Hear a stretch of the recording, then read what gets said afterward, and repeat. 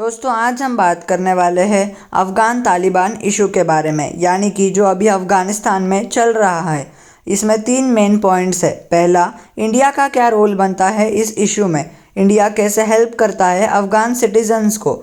दूसरा, who supports Taliban, ये तालिबान को सपोर्ट कौन करता है और तालिबान इतना डेंजरस क्यों है। ये हमारे 3 मेन टॉपिक है। बाकी के टॉपिक है कि लोग क्या चाहते हैं वहाँ के, और दूसरा टॉपिक है यूएसए रॉन्ग कहाँ हुआ इस इशू में।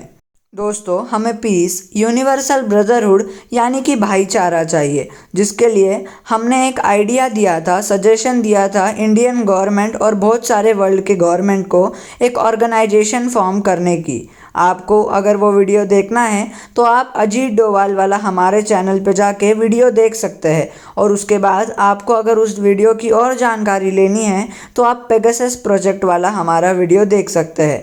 यूनिवर्सल ब्रदरहुड को समझने के लिए, नेशनल इंटीग्रेशन को जानने के लिए फन विथ @मालू नाम का चैनल चूज़ कीजिए, वहाँ जाके आप मेरे वीडियोस देख सकते हैं। मैंने इन टॉपिक पर एक वीडियो बनाया हुआ है। तो आइए दोस्तों शुरू करते हैं। जो सामने आप हस्ती देख रहे हैं वो है अशरफ घानी, यानी कि अफगानिस्तान के प्रेजेंट प्रेसिडेंट। इनकी लीडरशिप को बहुत वीक माना जाता है, जो असलियत में है भी, और मुझे भी ऐसा लगता है कि इन्हें अफगानिस्तान में होना चाहिए, बल्कि ये अभी यूएई में है। इन्हें ब्लडशेड नहीं चाहिए था, इसलिए जब तालिबान ने काबुल और कई बड़ी सिटीज़ को कैप्चर कर लिया तो ये वहाँ से चले गए और यूएई में जाके अभी तक वहाँ पे ही स्थित है। और इन्हीं के वीक लीडरशिप के वजह से अफगानिस्तान की मिलिट्री भी कमज़ोर रह गई। कुछ मिलिट्री के जवान तालिबान के साथ मिल गए, कुछ देश छोड़ के भाग गए और कुछ देश में ही बंद है, छुपे हुए हैं, और हर बार ये दूसरी कंट्रीज़ पे डिपेंड रहते हैं। अफगानिस्तान की मिलिट्री को बेसिकली मोटिवेशन, इंस्पिरेशन की कमी थी, बल्कि उनके पास वेपन्स तो बहुत सारे थे। अभी उन्हें दूसरी कंट्रीज़ की सहायता लेने की ज़रूरत है, और कोई भी दूसरी कंट्री मदद के लिए तैयार नहीं है। अगर आप जानेंगे कि इंडिया ने अफ़गानिस्तान में इन्वेस्ट कितना किया है तो आप घबरा जाएंगे। ये इतना बड़ा अमाउंट है जिसमें इंडिया में कई बड़ी बड़ी चीज़ें बन सकती है, और अब ये तालिबान के अंडर कंट्रोल में है। बाकी के प्रोजेक्ट्स कंप्लीट हो गए क्या नहीं उसका तो छोड़िए, जितना पैसा लगाया है उतना वापस कैसे आएगा, और वो अगर एज अ पीस गेस्चर दे भी दिया तो इंडिया के लोगों का क्या जो वहाँ पर रह रहे हैं। आइए दोस्तों अब बात करते हैं 20 साल पुरानी हिस्ट्री की। वो हिस्ट्री जब यूएस आर्मी ने इन्वेड किया अफ़गानिस्तान 2001 में। क्यों इन्वेड किया, सबसे बड़ा सवाल। रिवेंज लेना था उन्हें 9/11 का। 9/11 बहुत ही जाना माना इंसिडेंस है। किसने करवाया था 9/11? अलकायदा ने। अलकायदा क्या है? टेररिस्ट ग्रुप ऑफ ऑर्गेनाइजेशन, और इसे लीड कौन कर रहा था? Osama bin Laden. Osama bin Laden को 10 साल बाद 2011 में यूएस आर्मी ने मारा पाकिस्तान में घुस के। लेकिन यूएसए का गोल पूरा होने के बावजूद भी यूएसए ने कंट्री को लेफ्ट नहीं किया, क्योंकि रीज़न बताया जाता है कि यूएसए को स्टेबलाइज करना था अफ़गानिस्तान को, और तालिबान का प्रेशर ख़त्म करना था, जिसके वजह से वहाँ पर यूएस रुका। और बताया जाता है कि 2001 से लेकर 2020 तक यूएस को इन वॉर्स में अफ़गानिस्तान को इन्वेड करने में 2 ट्रिलियन का खर्चा आया। और 2020 में क्या, यूएस को कोई बड़ी जीत नहीं मिली। यूएस ने पार्टिसिपेट किया, पीस ट्रीटीज़ बनाई तालिबान के अंडर, और तालिबान के साथ पीस के लिए डिमांड की। और फिर क्या होता है, 2021 जब यूएस आर्मी लेफ्ट करने के कगार पर थी तो तालिबान का कंट्रोल बढ़ता ही जा रहा था। और आगे क्या हुआ आप सभी जानते हैं, रोज़ न्यूज़ चैनल्स पर देख रहे हैं, सोशल मीडिया के पोस्ट पढ़ रहे हैं, और आपको पता है आगे वहाँ के देशवासियों का क्या हुआ। और फिर क्या हुआ दोस्तों, 95% से ज़्यादा अफ़गानिस्तान का एरिया तालिबान के कंट्रोल में है, और तालिबान उसका ज़्यादा इन्फ्लुएंस बढ़ा लिया तो इंडिया पे भी एक खतरा आ सकता है। तालिबान उसका इन्फ्लुएंस कश्मीर में फैला सकता है पाकिस्तान के ज़रिए। लेकिन इंडिया के कुछ पर्टिकुलर लोगों को तो तालिबान को इंडिया की प्रेजेंट गवर्नमेंट से अच्छा बताना है। क्यों? क्योंकि तालिबान प्रेस कॉन्फ्रेंस करता है। ये कहाँ का लॉजिक हुआ? एक प्रेस कॉन्फ्रेंस कर ली और बाद में हज़ारों लोगों का मर्डर किया तो चलेगा क्या? बिल्कुल नहीं चलेगा। और इसीलिए तालिबान पे स्ट्रिक्ट एक्शंस लेने चाहिए, खासकर इंडिया के द्वारा। अब आया है बहुत बड़ा क्वेश्चन कि तालिबान को सपोर्ट कौन करता है। तालिबान को ये 3 कंट्रीज सपोर्ट करती है, जिसमें से कम सपोर्ट वाली रशिया है। ऐसा माना जाता है और यूएस के द्वारा क्लेम है कि रशिया तालिबान को सपोर्ट करती है क्योंकि यूएस गवर्नमेंट अभी अफगानिस्तान गवर्नमेंट को सपोर्ट कर रही है। इसलिए पाकिस्तान इसलिए करता है क्योंकि पाकिस्तान और तालिबान का लव हेट रिलेशनशिप है। और चाइना इसलिए करता है क्योंकि चाइना को तो पैसा चाहिए, चाइना ट्रेड का मालिक है और चाइना के बेल्ट रोड इनिशिएटिव के लिए तालिबान यानी कि अफगानिस्तान को स्टेबलाइज बनाना बहुत ज़रूरी है, इसलिए चाइना भी करता है। अगला बड़ा क्वेश्चन, तालिबान डेंजरस क्यों है? क्योंकि पिछली बार जब तालिबान की 1996 से 2001 तक गवर्नमेंट आई तो पहली बात अलकायदा ने अटैक किया तालिबान के साथ जो मिला हुआ था 9/11 का अटैक, जिसके वजह से बहुत बड़े बड़े नुकसान हुए। दूसरी बात, वुमेन्स को अलाउड नहीं था बिना मेल गार्डियन के घर से बाहर जाना अफ़गानिस्तान के वुमेन्स को, और उन्हें बुर्का पहनना था। लेकिन अब तालिबान बताता है कि वो हिजाब भी पहन सकते हैं। लेकिन तालिबान पर भरोसा नहीं किया जा सकता क्योंकि तालिबान अक्षय कुमार नहीं है, क्योंकि वो जो बोलता है वो थोड़ी ना करता है। तालिबान के द्वारा बहुत से मास मर्डर्स हुए गवर्नमेंट ऑफिसर्स के, जिसको पीपल आज भी अपोज करते हैं। साथ ही साथ तालिबान ने बहुत लोगों को फोर्स किया कन्वर्ट करने के लिए तालिबान में। और एक कॉमन बात जो बहुत से पीपल मिसअंडरस्टूड कर रहे हैं, तालिबान कोई धर्म नहीं है, तालिबान एक आइडियोलॉजी है, तालिबान कोई कंट्री नहीं है, तालिबान एक टेररिस्ट ग्रुप है, ये याद रखिएगा।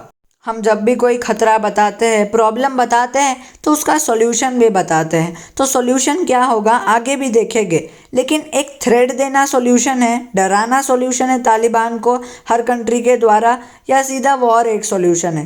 पहले तो तालिबान को हर कंट्री ने धमकाना चाहिए जिससे तालिबान का थोड़ा पावर कम हो, पाकिस्तान भी थोड़ा डरे, और उसके बाद भी ये नहीं माने इन्होंने बहुत दंगागिरी की तो इसके बाद वॉर करना चाहिए। इंडिया के पास एक ही ऑप्शन बचता है जहाँ से वो वॉर कर सकता है, जो है पीओके। वहाँ से हम लीगली वॉर कर सकते हैं क्योंकि पीओके असलियत में इंडिया का ही पार्ट है।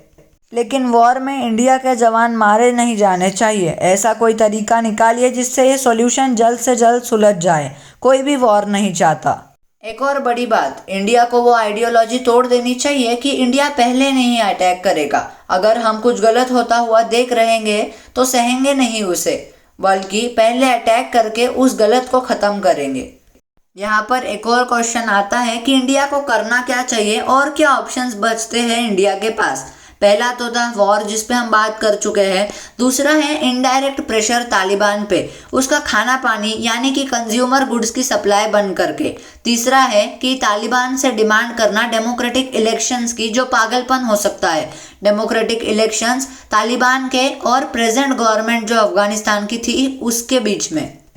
चौथा ऑप्शन कि पहले इंडियंस को पूरे इवैक्यूएट कर ले अफ़गानिस्तान से, और बाद में अगर अफ़गानिस्तान के लोग आना चाहते हैं तो वो भी आ सकते हैं। और पांचवा ऑप्शन, इंडिया को जस्ट देखते रहना चाहिए, जो मैं नहीं मानता। हमें फ़ाइट करना चाहिए, इंडिया शुड फाइट, क्योंकि हम उस कंट्री से हैं जहाँ पर लाल बहादुर शास्त्री, सुभाष चंद्र बोस और कई ऐसे बड़े बड़े लीडर्स बॉर्न हुए जो बिलीव करते थे फ़ाइट करने में, लेकिन राइट कॉज के लिए। इंडिया ने जो $2.5 बिलियन अफगानिस्तान के डेवलपमेंट प्रोजेक्ट में इन्वेस्ट किए हैं, वो इंडिया एक वॉर के ज़रिए वापस ला सकता है। War can cost 15,000 crore to 20,000 crore, लेकिन इसके बेनिफिट्स अगर अच्छे से यूज़ लिया जाए तो 1 ट्रिलियन से भी ज़्यादा के हैं। इंडिया के लिए ऐसी कौन सी कंट्रीज़ है जो इंडिया के लिए सबसे बड़ा थ्रेट है? कौन सी कंट्रीज़ है जो इंडिया को नीचे ढकेलना चाहती है? वैसे वो यूएसए और रशिया भी है, लेकिन इतने मायनों में नहीं। वॉर चाइना हमसे कर सकता है, चाइना हमें एक टफ फाइट दे सकता है, लेकिन पाकिस्तान और तालिबान से हम डरते नहीं।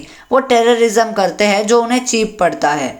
और अगर बात करें तो पाकिस्तान, चाइना और तालिबान तीनों दो ही जगहों के पीछे है।